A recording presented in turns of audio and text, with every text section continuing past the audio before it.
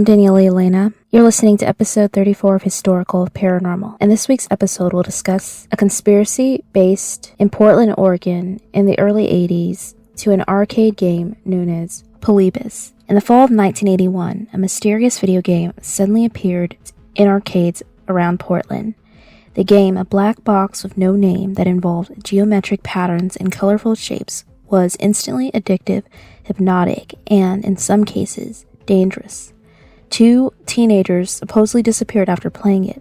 Mysterious men in black suits periodically came to service it. Was it a secret government research program using gamers as unwitting guinea pigs? Was it part of the CIA's MKUltra mind control program? Between the 1950s and 1970s, the CIA was experimenting with alternative ways to weaken their enemy, and the project was MKUltra. The CIA tested on unaware subjects using hypnosis and psychoactive drugs in order to find the perfect interrogation method. In 1976, this project was made public, leading us to the mystery of Polybius. A mysterious arcade cabinet appeared in 1981 in a few arcades in the outskirts of Portland, Oregon. Those who played the game experienced extreme physical side effects ranging from seizures, brain aneurysms, migraines, fits of amnesia, night terrors, insomnia, and a complete desire to continue playing. It was thought that these games were strategically placed in Portland. About every 2 weeks, these strange men in black suits would show up, opening up the back of the machines, never taking any money, just some readings, and maybe the men in black were data mining. It led to the speculation that this game was connected to MKUltra and was a tool of the United States government to test one's mental and physical agility as a method of recruiting soldiers,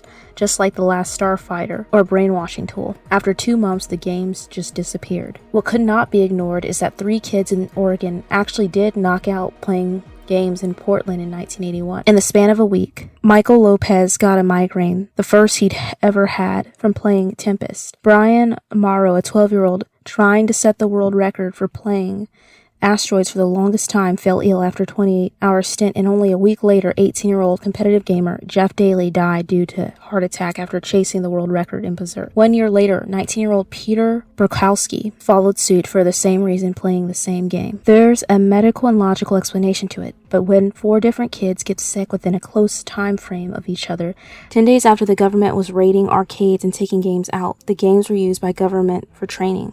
There were games called Polyplay, where the game was removed from every arcade where it existed. The whole Last Starfighter scenario in which men in black would use arcade games to recruit soldiers was based on the fact that the FBI really did stake out arcades in Portland during the early 80s. Only it wasn't to recruit video games savant super soldiers, but rather due to a series of drug and gambling busts in the area. Some of the very arcades the sick kids frequented were raided by the feds. Back in the early 80s, arcades weren't the safe haven that people think they were. Drugs were a big part that went on. Gambling was a big thing as well. There were FBI that came up to the Portland area and placed hidden cameras and actually tracked people through their high score initials that they left. There actually was an FBI raid that people remember, but then they remember that there actually were these men in black figures that would go there as well. So some say they weren't trying to brainwash kids, but they were trying to keep tabs on the arcade. So you've got people seeing these kids getting sick, seeing these busts go down, and seeing the police presence. It's the perfect fertile ground for conspiracy theory. There are more real-world connections that lie beyond the Polybius myth, notably the CIA's MKUltra program. It's now known that following World War II, the U.S. government recruited Nazi scientists via a plea bargain agreement under Operation Paperclip. The former Nazis would be protected under the condition that they would develop technology for the U.S. Over the years, this turned into MKUltra, a well-documented, albeit illegal initiatives experiment on brainwashing and mind control. Both drugs and electronics were used in such experiments. The kernel of truth lives there, that there was this government program, that it did exist. How that would translate to Polybius is another thing entirely. People make connections between what the government was doing, the legend, how they overlap. Flashing lights, disorientation, audio sensory confusion. I think somehow in there is the kernel that this sprouted from. There's another connection to Polybius involving mind control, albeit one not related to the U.S. government. In 2006, a man going by the name Steve Roach posted on Coin-Op forums where Polybius was mentioned, offering a detailed story about how he was commissioned by a South American company to build a video game. They released the video game in a small market. People got sick from it. Then they recalled it. The guy said it was simple as that. According to the video game historian, Polybius expert Kat Despira, there was in fact a man named Steve Roach who used to run these behavioral modification programs. His company was based in Mexico, but they actually belonged to an institution of some sort that was global, Rife explains. What they used to do was basically a child reform academy that used behavior modification and implied some sort of brainwashing, but obviously not digital. But that ended up getting shut down by the government authorities because of abusive practices that supposedly Stephen and his wife were involved in, and how he is a man on the run. What isn't clear is whether the Stephen Roach on Coin-Op was the same fugitive Despira detailed, or merely someone imitating him. Whoever the poster was, the supposed Roach claimed that a company called Sene Solution commissioned the game, a slightly fumbled word that loosely translates as sensory removed in German.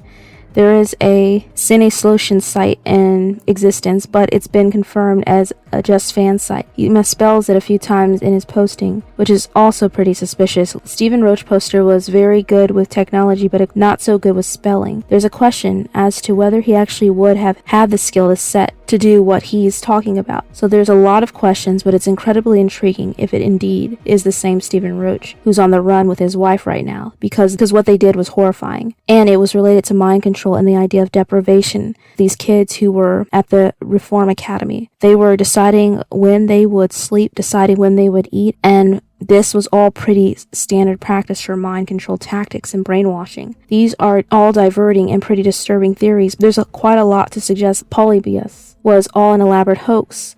But if it is, then would a hoax be enough to make its ties to real-world events in history would be enough to make Hideo Kojima green with envy? And it's been over 3 decades since Polybius allegedly appeared, and nearly 2 since its first public mention. This 17-year gap between Polybius' 1981 Phantom's appearance and 1998's public records on Coin-Op could explain by the fact that nobody ever bothered to document before internet existed. Of course, it's more likely that it was a prank, especially its given source. The first mention of Polybius was a German poster on Coin-Op using the moniker Cyber Yogi. Cyber Yogi has a reputation as a trickster, though.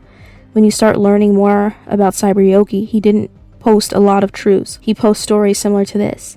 It's also worth considering the name Polybius. Ancient Greek historian was championed factual integrity and using first-hand accounts when penning records, something that was considered revolutionary at the time and sadly still holds true today, with a murky web of lies and half-truths dominating the internet. With no other explanation for the name, it seems like Cyber Yogi chose this title as an ironic joke to poke fun at people's willingness to believe anything. In 2007, an underground gaming community actually developed a hypnotic video game inspired by the myth, and a full arcade game cabinet was built in honor of Polybius. In an episode of The Simpsons, Polybius actually appeared. Some say that it could also have been an early prototype for the game Tempest, given the similar interface and display. Tempest came out in 1991. And it was an arcade game by Atari. Whether or not Polybius was real, it has inspired modern arcade and video game enthusiasts to recreate and continue passing down the legend, and has many striking similarities to real-world events and reveals a dark underbelly of society. I hope you enjoyed this episode of Historical Paranormal. Stay tuned for the next episode. Take care. Until next time.